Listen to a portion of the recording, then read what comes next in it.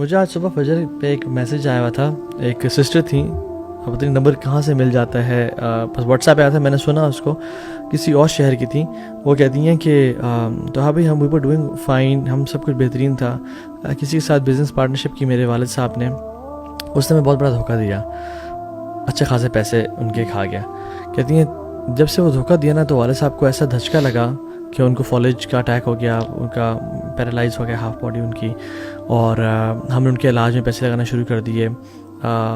پیسے کم سے کم ہوتے جا رہے ہیں, اور ایسا ٹائم آیا, ابھی ہمارے پاس ایسا ٹائم ہے جس میں ہم پچھلے کچھ مہینوں سے رینٹ نہیں دے سکے اپنے مالک مکان کا, اور انہوں نے ہماری بجلی بھی کاٹ دی ہے اور ہماری گیس کاٹ دی ہے. ہم رمضان کے مہینے میں اٹس ڈیفیکلٹ فار اس کہ ہم سحری کس طرح بنائیں, افطاری کس طرح بنائیں. ہم نے پڑوسی جو ہمارے سے پہلے بڑے نائس تھے ان سے مانگا تو وہ ہمیں کچھ ٹائم کے لیے بجلی دیتے ہیں, لیکن ہوا یہ کہ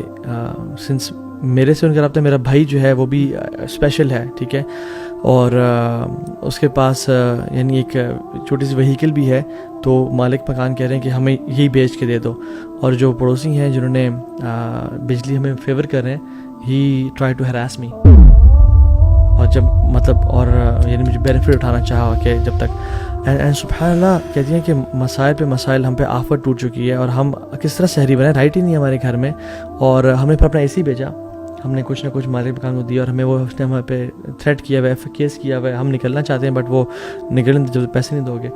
and it was full of یعنی and I was thinking, I was sitting in my lounge after Fajr صلاح,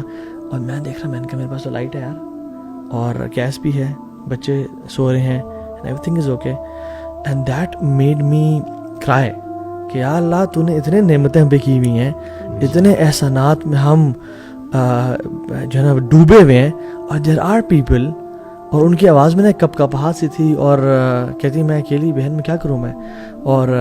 یعنی سبحان اللہ جو ڈسیبلڈ ان کا بھائی تھا وہ اتنا تھا کہ بائک چلا لیتا ہے, تو وہ بائک کیا چلاتا ہے, ٹھیک ہے, اور وہ بڑا لمیٹڈ سے اماؤنٹ وہ لے کے آتا ہے. اور بہن کا بھی کہتی ہے میں جاب کری تھی ایک جگہ پہ ایک ہاسپٹل میں, بٹ کسی نے گاڑی مارا یا کیا ہوا تو مجھے نکال دیا ہاسپٹل سے, کوئی کسی بڑے ڈاکٹر کی گاڑی کو ٹچ ہوئی میری جو کریم پہ جا رہی تھی, یا کس پہ اپنی گاڑی پہ جا رہی تھی, تو وہ سب یعنی کہتی ہیں کہ آفات. اور کووڈ کے بعد دیکھیں نا, اور انفلیشن اوور آل جتنی بڑھ گئی ہے, تو میں بھی اسی طرح ایک سینگ کسی کی پڑھ رہی تھی, سوشل میڈیا پہ دیکھ رہی تھی, تو مجھے بھی اس سے بہت احساس ہوا. انہوں نے کہا کہ اگر آپ آج کل اپنے